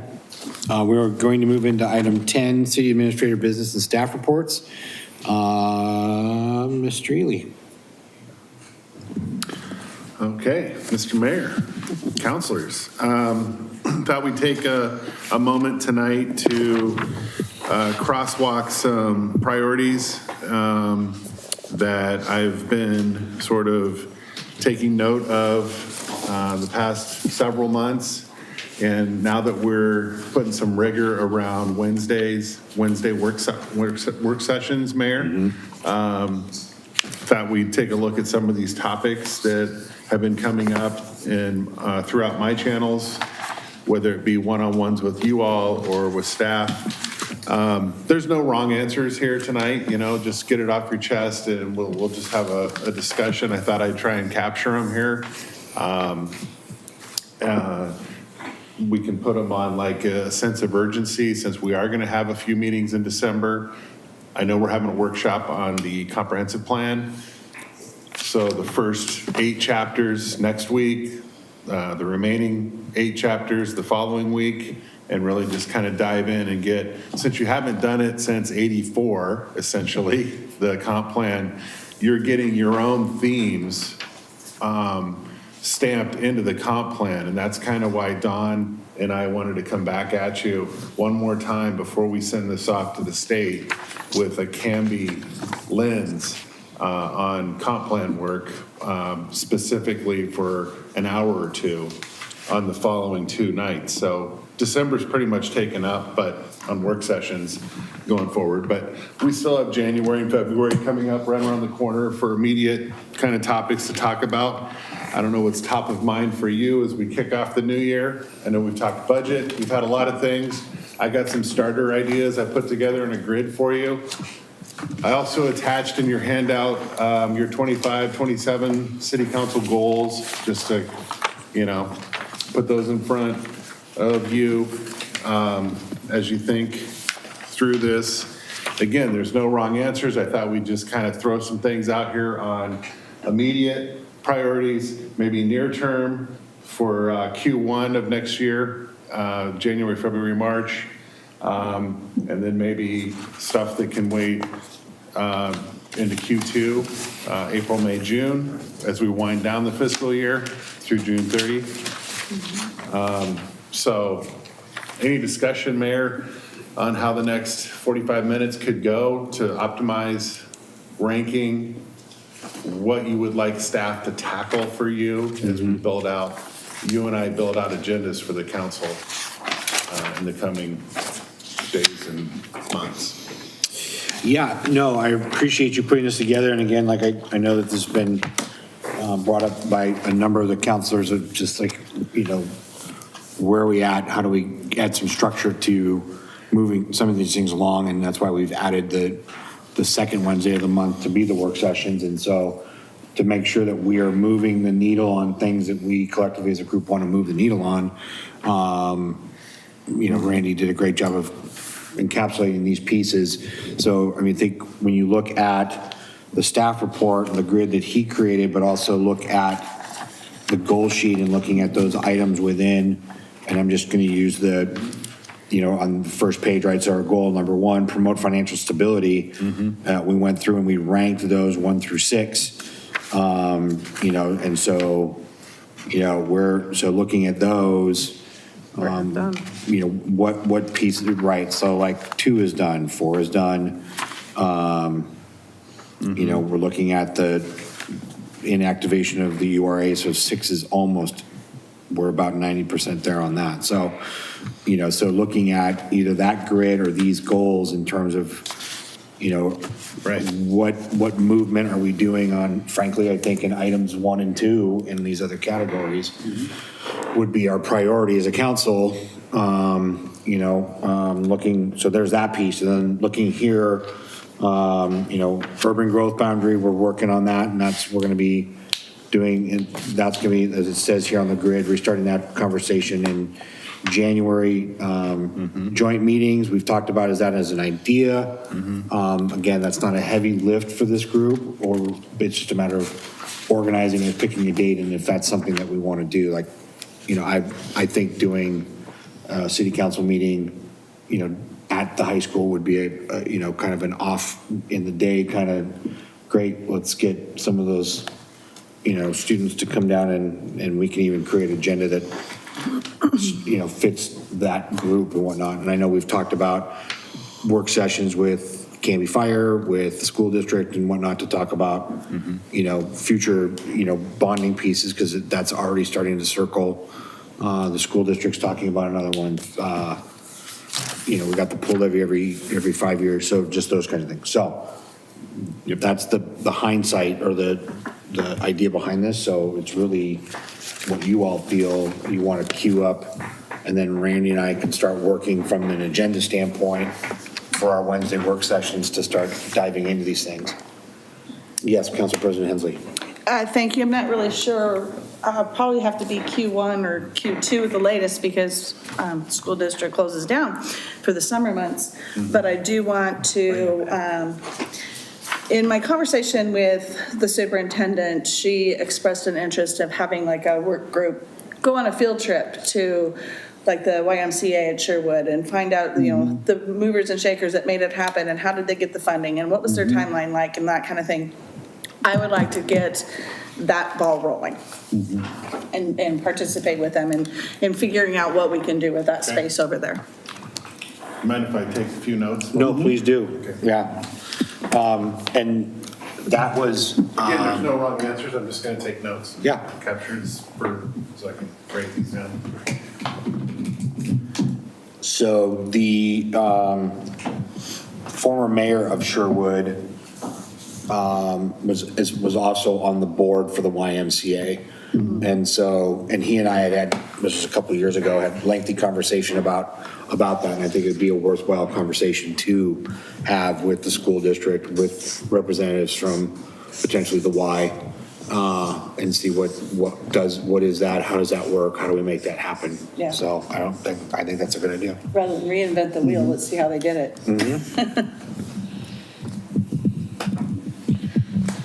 Couple school board members and counselors, and just take a field trip. I don't know if this is working or not, but. It is. Okay. All right. I remember why that was there. Yes, Councilor Davis.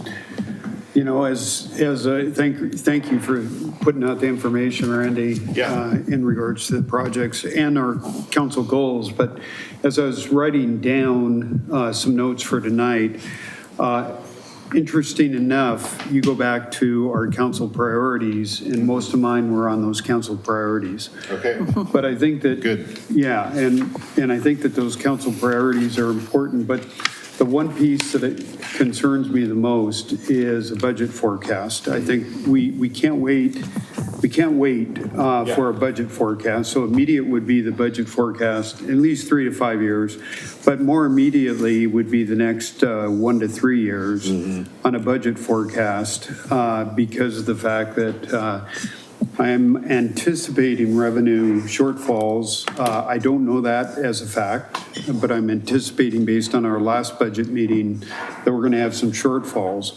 And I would hate to because that is going to cause us to start prioritizing the levels of service within the city if we have to make budget cutbacks. And I'm not saying we're going to have to, I hope we don't, but Right. I think we need that budget forecast so we can start making some decisions as we move forward.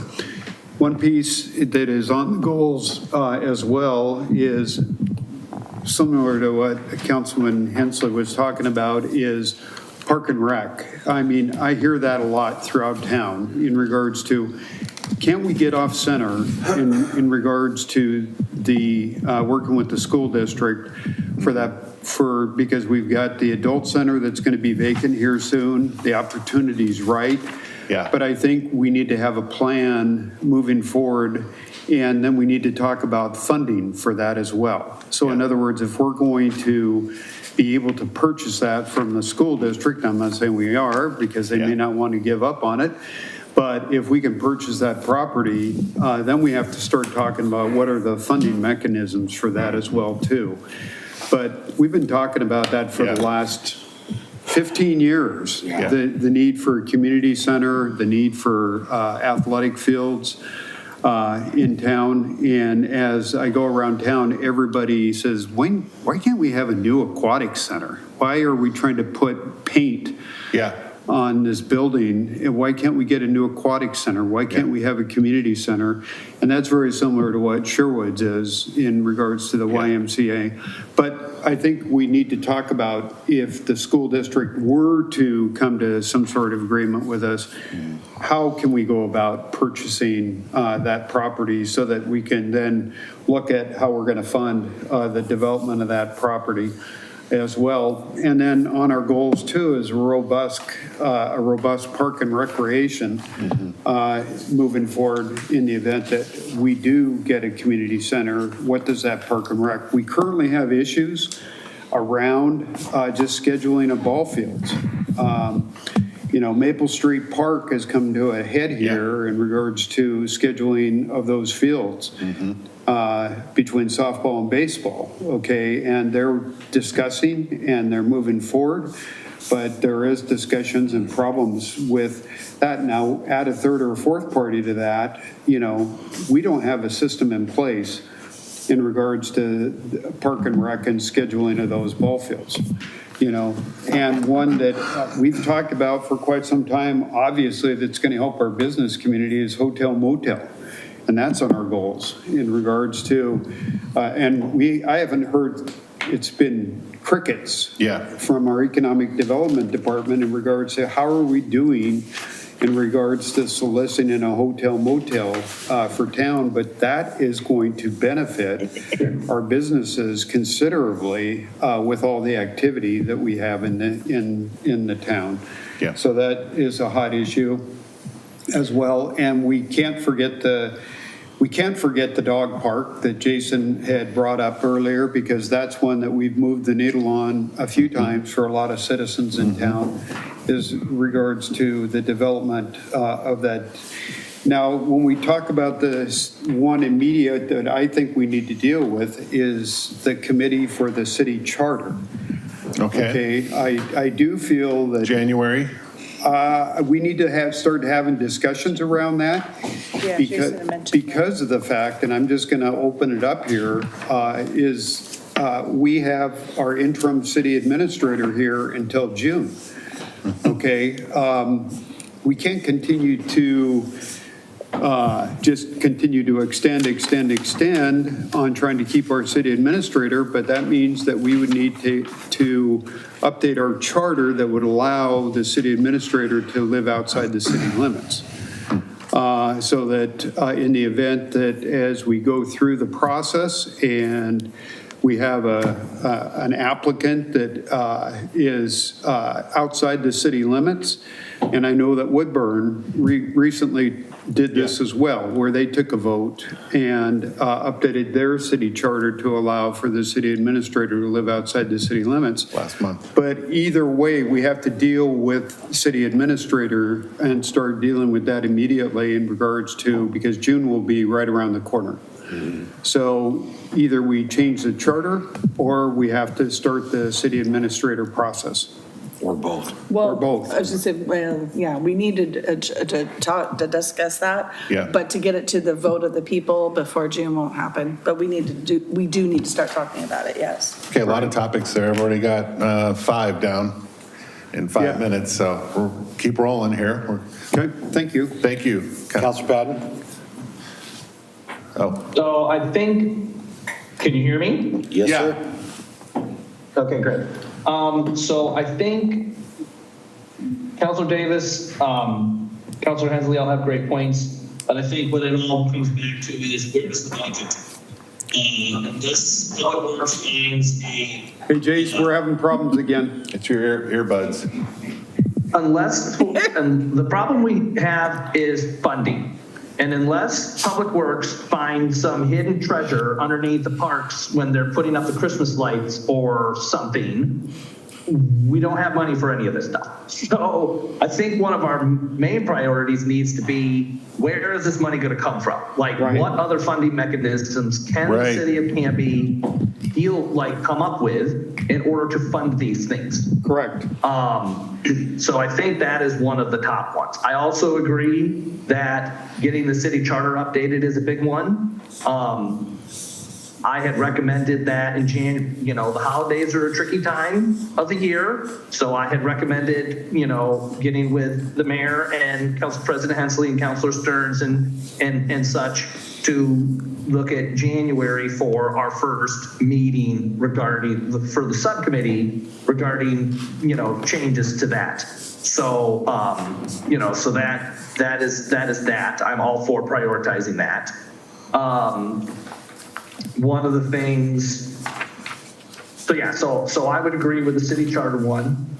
That one, in my opinion, is going to come down to is going to split one or two ways. Either similar to the policies and operating guidelines, we are going to just completely overhaul the whole thing and send it to the citizens as this is practically a brand new city charter with all sorts of stuff in it. So are you okay with it? And, if you fail it, then we will start breaking it up, or we have to put it out for multiple votes because we want certain things done and we can't have one section sink all the others. I think it's going to be broken up into multiple votes. So, so that's my thought on that. Okay. One of the other ones that some of us have not given up on is revisiting the process around evaluating the city administrator and city administrator goal setting and all those things. Paul and Councilor Waterman, Councilor Stearns and I went back and worked on that stuff, and it just sort of has now fallen off the table. I did send Randy that information. And so while we have an interim city administrator, it might be good to revisit that to see if there's any merit to that. Yep. Before we look at bringing on a permanent person. Yeah. So there's that one as well. I wrote it down. So one of the ones that I found interesting was about the sidewalk program. Yep. I have for several years been saying that, when the ADA crossings have been updated, possibly continue to use the gas tax money to fund increasing our, sidewalk system and doing a private-public partnership where citizens can essentially apply for a grant or partial funding to get sidewalks put in front of their house. So that one I think is more of a long-term thing, probably not Q3 or Q1, but at some time in the not too distant future, if there is an interest in that. Those are some of the ones that just popped into my head. Those are great. Thank you. Yes, Councilor Waterman. Speaking of the funding, I think one of them is still on our list here, pretty high priority, but I'm honestly not sure where we're at on it, is the SDCs. Yeah. And street maintenance fee. Yeah. Well, that, at least that's scheduled for. It's scheduled in for here. That's why I didn't January. discuss it either. SDCs, it says, looks like last thing was going to be working on it in June, so I'm not sure where we're. Next June? No, June of '25. Well, this Yeah. is January implement. I attached the previous city staffs, 24, 26. This is an internal. Yeah, that's what I'm Yeah. looking at. It says, Good. it says work sessions are continuing on the update with part 3 scheduled for June 4th, 2025. Okay. Yeah, 25, okay. yep, that's the latest that they had, Okay, so. that's about almost like 6 months out of date. Yeah, that's the latest update that they had. That's from the leadership team. I just wanted you to see, because they were tracking your goals. Yeah. I don't know if like, if there's Really well any done. ottre work with like the comprehensive plan that we're waiting for Yeah, before we do no. this or what, so. No, we need to get those SDCs updated ASAP. I'll say we're leaving money on the table as these generational projects come in. The last one was 3.8 million into SDCs. Probably could have been more like 4.8 million if we would have had it done, so. So I'll put that up as a priority for staff. I know Don's working on it. Hopefully January, February, we'll get those in front of you.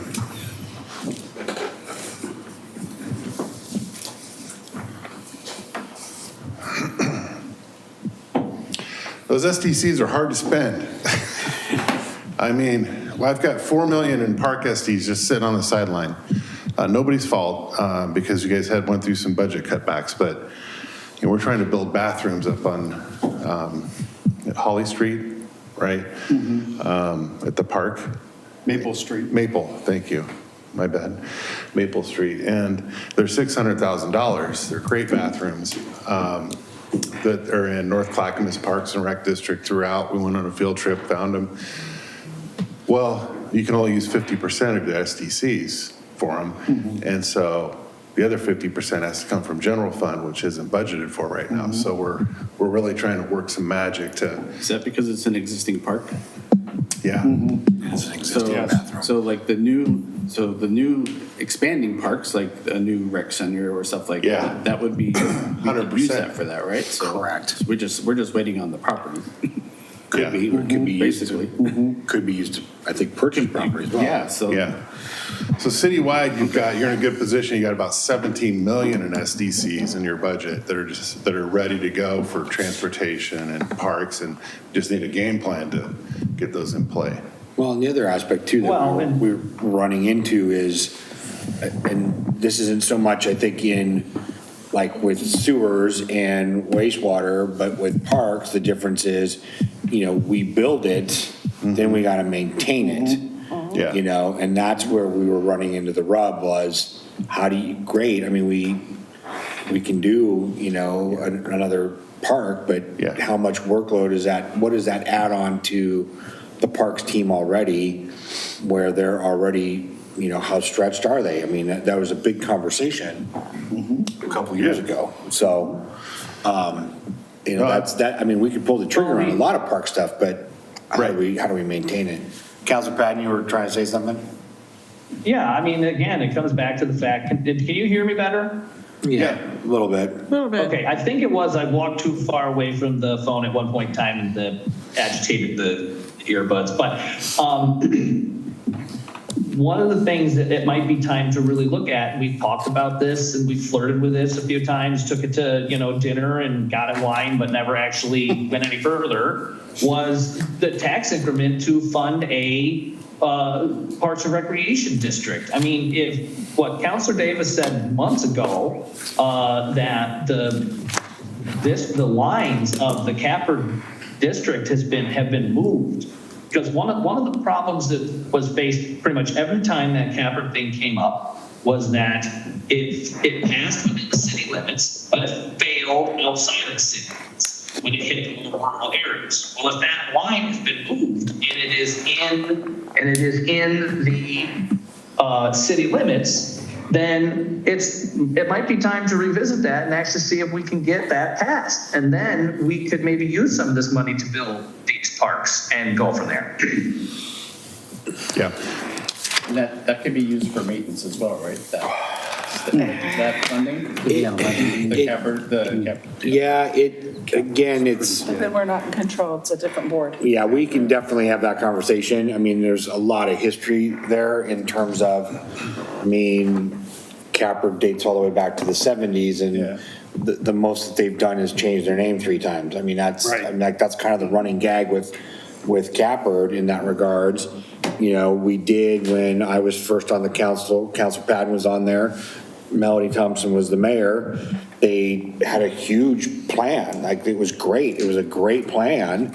Their marketing of it to get it passed, not so much. I mean, part of it was they came and said, well, city, don't put out a pool levy. We'll tie it into this, then the citizens will support this to get the pool levy.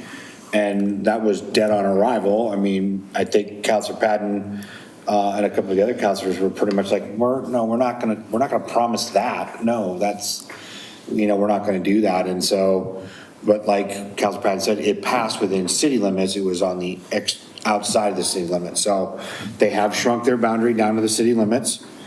I'm not sure the current status of Capper. Do you, Jim, with? It's sinking badly.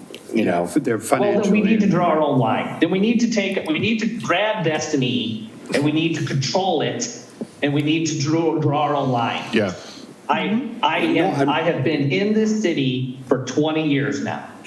And since I was on council in 2009, we have been talking about this for years. Yeah. And my dad has always told me, if you wish in one hand and poo in the other, one is going to fill up faster. And I'm sick and tired of wishing. I want to do it. So then we need to talk about how do we draw new lines? How do we get this done? Okay. Hopefully I didn't cut out on that one. Can you say that again? You cut out. I like I'm just kidding. I'm just kidding, Jason. He's kidding. Yeah. Councilor Stearns, I'll come back to you, Jim.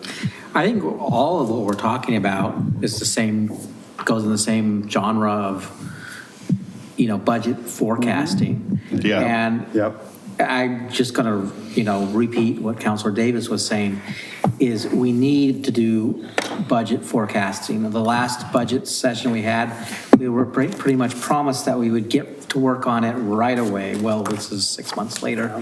And I guarantee you, if we don't work on it, we'll be in the same position or worse, and then budget season will come around and everybody will be like, we'll have to go slash the budget, and no one will see it coming. And, in May, we can't do anything about it. We can't create funding sources out of thin air in May. We have to go start working on it throughout the whole year, looking at funding sources and prioritizing what we want to spend our limited dollars on. So the parks, it's all has to do with STDs, the street maintenance fee. They're all about balancing the city's needs with the funding sources. And if we don't have those discussions, and I guarantee we'll need to do more than one discussion on it, we're going to, that's how it should be like a quarterly thing. Like how we're going to balance the city's needs with revenue. And that's going to be either increasing revenue or decreasing expense or some combination of that. Yeah, we're planning a 3- and 5-year forecast for you on December 17th in 2 weeks, financial forecast. And then we've talked about doing, Mayor, you and I, the mid-year with the budget committee in January meeting. But then you're going to give us a forecast, and then, of course, we won't like it because no one likes forecasts. And then the question is, when's the next meeting to do something about it? I want to dispel a little bit. I want to give some praise to you all. I've poured through this budget. You guys have done a good job with your budget. There's money there. It's a $58.3 million budget. As of yesterday, there was $58 million in your LGIP account. In November, you're going to get your taxes, property taxes. There's $17 million in SDCs, like I just previously reported. You've done a good job of saving and planning. I think we need, as staff, can do probably a better job of articulating just where things are at. and what the forecast looks like. That's what you're begging for. But To answer your question, it would be the mid-year budget. Right. We're going to start talking about what we're going to do about it. Right. Yeah, that's what, because last budget session, it was like, oh, we're going to cut everything right away, and then, which is fine, I mean, but people were upset because it was sudden, it wasn't brought on. reserves are good. You And- set a really high bar on your reserves last budget, And we so. want to keep that. Yeah, I'm going to keep that, but the frustrating thing for me is that if we don't see what things coming, we're just going to be in May, Yeah. stuck like with our hands tied. Okay. and saying, what are we gonna do? Yeah, noted. So, in the sake of Yeah, time. continuity and time, we are at 8:35. Do we have enough here to get us started? This looks like a lot. It is, Yeah. no, it is a lot, you guys. I mean, it's, we're good, it's pretty good. so, Randy and Yeah, we can, I'll type this up for, you and I will get together For our next and meeting. meet through this and start lining them up for our Wednesdays. So, yes, Councilor Davis. Did you add in there along with the charter, we have to have discussions around filling the city administrator's position? We do. That's true. Yeah, if we don't do the charter change, then we have to also talk about. I'll add the recruitment, the Yes, process. recruitment. So along those lines, if memory serves me correctly, when we had this conversation some time ago, there is nothing restricting, and I'm just saying this to make sure this is straight in my head, I'm not suggesting anything, but there's nothing in the city charter that would preclude us from continuing to fill the position as like a short-term contract, similar to what we're doing with our legal services. Is that correct? Or is there a deadline to say you have to choose a person permanently by X date? The charter seems silent on interim, but that's probably an Emily question. Yeah, well. No restriction on Jason, when interim. I say immediate, it's just to deal with it. We have to make some decisions on that. In other words, because we're good to the end of June right now, but we have to make some decisions on that. And when we did that till the end of June thing, we also stated we may extend. Yeah, we Right, should- well, we did, yeah, but we have to have that discussion. But meanwhile, I think we need to have that discussion whether or not we actually put that up to a vote of the people to allow for the city administrator to live outside the city limits. And we shouldn't make these decisions on May 31st either, so. No, right, exactly. Yeah, earlier the better. No? Councilor Patton, something else? Well, yeah, I was just going to say with that sort of thing, and I think this is directed more towards Emily. Ooh, let me put my earmuffs on. Yeah, I do. We have to do that as a vote of the people, and so that has to fall with an election cycle. Yep. So the next election cycle would be when? No, well, primaries in May. It's cheaper to do it in November in the general election. Yeah, concur. I also don't know if you would be able to get this ready to go for May. If it's helpful, I can put together some information for Randy on just in general overview of the process of taking charter amendments to the electors for planning purposes. That'd be helpful. I would appreciate that. That is actually something that will come out of the subcommittee, because how I kind of envisioned this, and I might be showing my hand a little bit, was that in the initial meeting, we would sort of talk about what the goal is around updating the city charter, and then work with you and other people to say, you know, is this something that we can do internally? Is this something that it would be good to hire somebody who specializes in this sort of stuff to say, you know, these are the problems you've got. These are some of the changes that we recommend. Here's a menu option, you know, so it's not stressing staff out too much, you know, to get the best work out of this without having to spend 2 years trying to get it all sorted out. Mayor? Yes, I'm sorry. Go ahead. I was. Just one point, and I know that we're not at an urban renewal meeting, but we still have to deal with the urban renewal.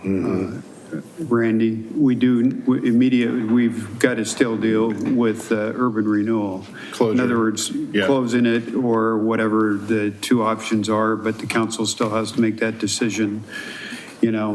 And One of these. in moving forward with this, when it comes in front of us and stuff, or in front of the Urban Renewal Agency, is that I think timing is good because we're in the process of the comprehensive plan. And so when we look at the comprehensive plan and the future industrial or business area, you know, and how do we, if somebody came to us and wanted to annex into the city, at that point, we still have to look at, is that going to fall into a new urban renewal agency? But I would only support an urban renewal agency in the future growth areas for development, and then close that as soon as it's partially filled up, whether it's half full or whatever, but end the urban renewal when that new industrial area is full, but no longer continue to extend urban renewal agencies to downtown and all over the city, rather than to tie it in with the comprehensive plan into the new growth areas. Yeah, I think that's a great discussion to have with the council, Councilor Davis. The appetite, the mayor and I can talk about this offline, for starting up Canby urban renewal in future growth areas where it makes sense. And maybe having that discussion with the chair of the Canby Urban Renewal Commission at the appropriate time about where that makes sense, if there's an appetite for that, how that works. I'm excited for that conversation. Yeah. Well, I think timing is good. And that's separate, yeah. Timing is good with comprehensive plan. Okay. Yeah. Any other comments before we move on to the next piece? No, we're good? Thank you. Okay. Thanks for doing that. Yeah, thanks, Randy. That was good. Recording in progress. And Jason's back. Okay. Yeah, for some reason, the video feed had froze again. Well, you're back, and that's all that matters, Counselor. Okay. Okay. Next item here, item 11, is citizen input. We've had some very interesting conversation here with the 1, 2, 3, 4, 5 citizens that are here. Want to? No? Well, okay. Seeing none. I will just, before I ask for action review, just a couple of things. We do have our work session for the council next Wednesday. I think did we plan a 6 o'clock start time, or are we doing 7? Your discretion. Mayor, Yes, sir. could we do 7, because I believe next Wednesday is the Quanah's toy put together at 5 o'clock. Okay. So if we could do 7 o'clock, that'd be great, because I'm going to be helping with the Rotary down Done. there. Yes. We will go 7 to 8:30 or whatever. Yeah, I prefer 7. I know that Councilor Maldonado prefers Okay. later So we can bring too. food now, right? Sleep. You got candy. No food. We'll do a potluck just for you, Councilor Stearns. And No, then it's pie. That's different. also, Council President Hensley brought up about the chamber luncheon yesterday. The Cantalinas always perform. They do an amazing job. If you get an opportunity here the next couple of weeks, please attend the performance over at the high school, at the Performing Arts Center. They perform, the high school choir performs. It is really a great showcase of our youth and the amount of talent that is in the Canby School District system. So please take a moment, take an hour and a half out of your busy schedule, go, take it It'll be in. worth it. You will absolutely be floored, and you will have a great experience. So I was talking about it at the beginning of the evening.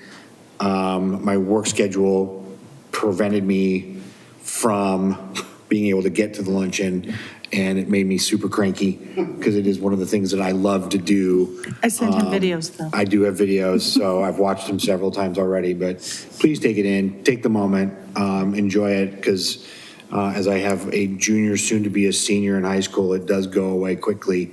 And not that he sings, but just being a part of that environment. So, okay, I will stop. I'm rambling. And I forgot to say something really quick in my notes. I did see on Good Day Oregon yesterday, our Little Sugar was on TV. Oh, And yes, and Shauna Parsons was just gushing over Little Sugar. And I have tried to find on the website a link to that segment, and I haven't found it, but I just wanted Chief Tro and Randy to know that I have emailed them, and I'm asking them to send me a link. So if I get one, I will definitely forward it, because I know Randy had mentioned he would like to put that on our website. So if I get said link, I will definitely get it to you.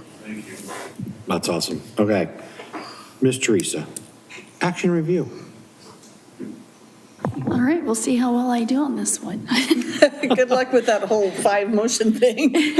You approved the consent agenda, you adopted ordinance 1659, you adopted the policies attached as Exhibit A to resolutions 1450A, and there was also consensus to set the time at 7 o'clock for the work session on November 10th. November 10th? December 10th. December 10th. These are the new revisions. I think so. I thought I heard you say November. It was probably my own I hearing. did say November 10th. did, you said It's November Is it 10th. November 12th? Today? December. We're in It's December. December. Oh, my gosh. It's okay. I thought it was my hearing. It's all right. We're all good. It has been an evening, y'all. Look at With that note, I'm going to take a motion to adjourn. So moved. Second, all those in favor? Aye. All right, Canby, good night. Tune in next week. It's like the kangaroo court.